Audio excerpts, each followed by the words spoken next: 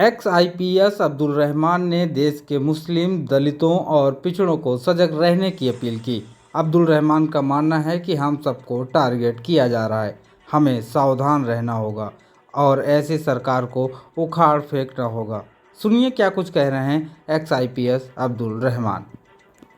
इस्लाम इजाजत देता है कि घर से बाहर निकलो, आग को बुझाओ, हर आदमी अपना आधार कार्ड सही तरीके से बनवाए। ये मत मानिए कि सिर्फ मुसलमान टारगेट है। मुसलमान तो पहला टारगेट, दूसरा टारगेट दलित है, तीसरा टारगेट ट्राइबल है, चौथा टारगेट ओबीसी है, पांचवा टारगेट गरीब है और आखिरी जो मुद्दा है वो ये है कि कैसे इस देश में मनुस्मृति लाया जाए और सारे लोगों को पढ़ाई से रोका जाए और इनके शासन को सदियों सदियों तक जारी किया जाए। ये मुद्दा है। एक्शन क्या होना चाहिए? प्लानिंग ये है कि जिस तरह से इन्होंने मास डिसइंफ्रेंच करने की आपको कोशिश की है, आप अपने को इनफ्रेंचाइज करने की कोशिश कीजिए। कैसे इनफ्रेंचाइज करेंगे? अपने सारे वोटिंग डॉक्यूमेंट्स को प्रॉपर तरीके से सबसे पहले बनाइए। आज ही जा करके हर आदमी अपना आधार कार्ड, अपना इलेक्शन आइडेंटिटी कार्ड, बाकी सारे कार्ड्स सही तरीके से बनवाए। जो आदमी घर शिफ्ट करता है, शिफ्टिंग के बाद मैंने किताब लिखी है, उसमें कहा गया है कि अगर एक दलित और एक मुसलमान अगर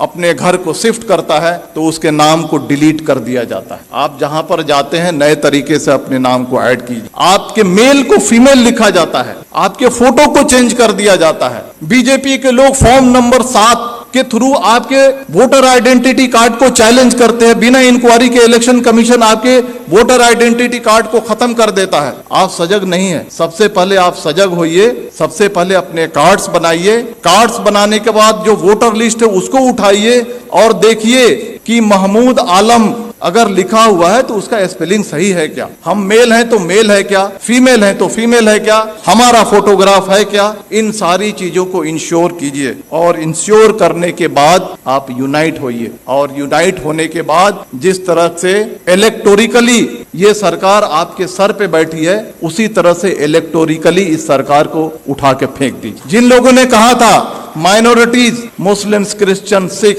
बौद्ध, जैन, पारसी 19.6% है, लगभग 20% है। दलित 16.5% है, कितना हो गया? 36.5%। ट्राइबल 8.5% है, कितना हो गया? 45% हो गया। अगर सेकुलर जो हमारे ओबीसी हैं और सेकुलर जो हमारे अपर कास्ट हैं, अगर इनको मिला दिया जाए तो हमारी तादाद 60 के ऊपर जाती है। और अगर हम चाह लें प्रॉपर तरीके से यूनाइट हो जाएं, प्रॉपर तरीके से अज़्म कर लें, प्रॉपर तरीके से साइलेंट रिवॉल्यूशन के लिए अगर हम तैयार हो जाएं तो इस सरकार को हम इलेक्टोरिकली उखाड़ फेंक सकते हैं और इसके लिए आपको तैयार होने की जरूरत। तो मेरे कहने का मतलब है कि दोस्तों, ये जो सारी चीजें जो आपके सामने फैक्ट्स हो रही हैं, ये हिंसा नहीं है, ये मणिपुर नहीं है, ये कश्मीर नहीं है, ये यूसीसी नहीं है, ये सीएए नहीं है। ये एक ही है कि आपको मास स्केल पे कैसे डिसइंफ्रेंचाइज किया जाए, वोट देने के अधिकार से आपको कैसे वंचित किया जाए। इस बात को समझिए, अपने वोटिंग राइट्स को समझिए। आपकी इस देश में कदर और कीमत क्यों है? क्योंकि आप वोट देते हैं। जिस दिन आपके वोटिंग राइट को खत्म कर दिया जाएगा, आप कीड़े मकोड़े हो जाएंगे। चाहे वो कोई भी समाज हो, चाहे वो दलित समाज हो, ट्राइबल समाज हो या माइनॉरिटी का समाज हो। अपने राइट्स को समझिए, अपने डॉक्यूमेंट्स को बनाइए और आने वाले इलेक्शन में मैं कहना चाहता हूं कि वोट करना ये लगना चाहिए कि 100% दलितों ने, 100% मुसलमानों ने, 100% ट्राइबल ने वोट किया है। और अगर आने वाले इलेक्शन में अगर आप वोट नहीं करते हैं तो समझ जाइए कि आप अपने मजहब को धोखा दे रहे हैं, आप अपने देश को धोखा दे रहे हैं। अगर बाहर आग लगी हो और घर के अंदर अगर हम चैन से बैठते हैं, इस्लाम इसकी इजाजत नहीं देता है। देखिए, आपके सामने जो बातें हो रही हैं आज, इस चर्चा सत्र के 2 पार्ट है। एक पार्ट है यूसीसी और दूसरा पार्ट है मॉब वायलेंस। हम दोनों को अलग अलग चर्चा करेंगे। पहला मैं कहना चाहता हूं, हम यूसीसी को हम लेते हैं। आज से 6 महीना 1 साल पहले आपने देखा होगा कि लव जिहाद और धर्मांतरण इस देश का सबसे पहला मुद्दा था। अलग अलग रियासतें अपने अपने रियासत में कानून बना रही थी। कर्नाटक की बीजेपी सरकार कानून अलग से बना रही है, मध्य प्रदेश की सरकार अलग से कानून बना रही है, हरियाणा की खट्टर सरकार अलग से कानून बना रही है, धामी सरकार अलग से कानून बना रही है, योगी सरकार अलग से कानून बना रही है। मैं आपको कहना चाहता हूं कि हिंदू, मुसलमान, सिख, ईसाई ये सारे राष्ट्रीय स्तर के मजहब हैं भारत में। अगर एक मजहब से धर्मांतरण करके अगर कोई दूसरे मजहब में जाता है, अगर सरकार को लगता है तो ये राष्ट्रीय समस्या होनी चाहिए, तो सरकार एक कानून बना करके इस समस्या को हल क्यों नहीं करती है? मल्टीपल स्टेट्स में मल्टीपल कानून क्यों बनते हैं? सरकार का मकसद है कि लव जिहाद और धर्मांतरण के जरिए जो हमारा जो सामाजिक स्पेस है उसको कम्युनलाइज किया जाए और जो इलेक्शन का जो माहौल है उसको पोलराइज किया जाए और पॉलिटिकल बेनिफिट उठाया जाए। तो बीजेपी का जो एजेंडा है, चाहे वो लव जिहाद हो, धर्मांतरण हो या 2014 से लेकर के आज तक के जो भी फंडामेंटल चेंजेज आए हैं, ये पॉलिटिकल प्रोजेक्ट है। पॉलिटिकल प्रोजेक्ट किस लिए है? To gain political benefit. उसी तरह से यूसीसी आ रहा है। अगर सरकार को लगता है कि यूसीसी आनी चाहिए और राष्ट्रीय समस्या है, तो आसाम का चीफ मिनिस्टर हिमंता बिस्वा शर्मा क्यों कहता है कि हम पॉलीगेमी पे कानून बनाएंगे?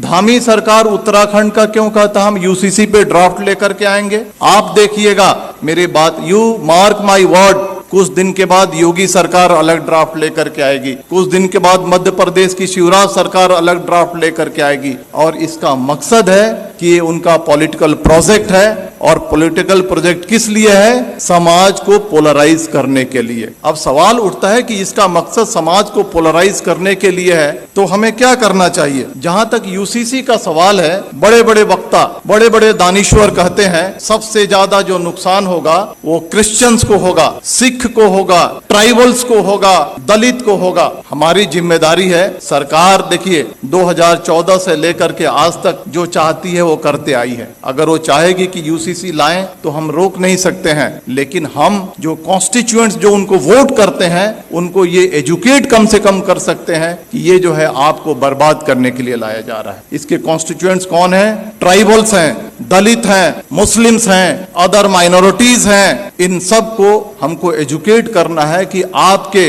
Different language, different culture, different रहन सहन आपके मजहब को बर्बाद करने के लिए लाया जा रहा है। और ये हिंदू कल्चर नहीं थोपा जा रहा है, ये Brahmanical mindset, upper caste Hindu mentality को कमजोरों पे थोकने की ये साजिश है। इसके लिए हमको देश को आगाह करने की जरूरत है। अब आते हैं मॉब वायलेंस में, क्योंकि वो ज्यादा देश के सामने एक बड़ा समस्या है। आपने देखा होगा कि जब भी मॉब वायलेंस होता है तो इसके दो पार्ट हैं कि जो बातें रिपीट हो रही हैं उसको बोलने की जरूरत नहीं है। जो पेपर में आता है, जो सोशल मीडिया पे आता है, जो वक्ताओं ने कहा, it's a matter of record, उसको रिपीट करने की जरूरत नहीं। हम क्या नया रखते हैं उसका ज्यादा महत्व है। मॉब वायलेंस के दो पार्ट हैं, एक जो एक्चुअल जो विजिलेंटे ग्रुप और एक सरकार जो खामोशी से उसका सपोर्ट करती है। जो विजिलेंटे ग्रुप है, जो एक्चुअल क्राइम कमिट करता है, आज फ्रीली घूम रहा है, हथियार कलेक्ट कर रहा है, क्राइम कर रहा है, माइनॉरिटीज पे वार कर रहा है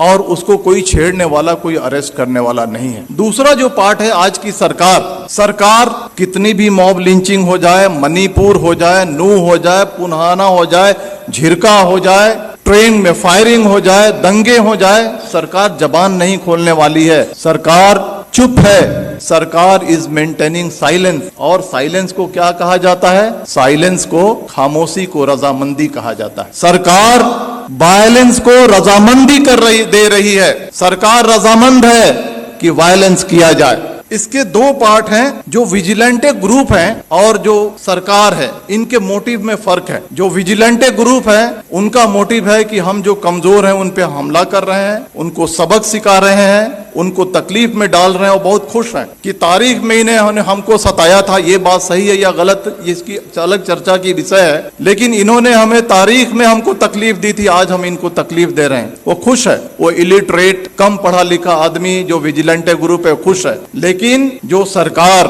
जो ऑर्गेनाइजेशन आरएसएस इस देश को चला रही है, उनका जो एजेंडा है वो एजेंडा बिल्कुल ही अलग है। वो एजेंडा है मास डिसइनफ्रेंचाइजमेंट की, यानी मास स्केल पे आपको वोट देने से वंचित किया जाए। इसको मैं समझाऊंगा, आप मुत्तफिक नहीं होंगे मेरी बातों से, लेकिन मैं समझाऊंगा। 19वीं सदी में सदर्न अमेरिका में gym crow system of mass disenfranchisement लागू किया गया था। कोर्ट ने भी इसकी इजाजत दी थी। यह क्या है कि छोटे मोटे क्राइम में आपको पनिशमेंट हो जाए, किसी तरह की आपने अनुशासनहीनता कर दी, किसी तरह से आपने अपने लाइफ को थोड़ा सा डेविएट कर लिया, इन सारे मुद्दों पे आपको वोट देने की राइट को छीन लिया जाएगा। This is the gym crow system of mass disenfranchisement. वही सिस्टम सरकार धीरे धीरे इस देश में लागू करना चाहती है। चाहे वो कश्मीर का मुद्दा हो, चाहे वो मणिपुर का मुद्दा हो, चाहे वो बुलडोजर का मुद्दा हो, चाहे वो CAA का मुद्दा हो, चाहे वो UCC का मुद्दा हो।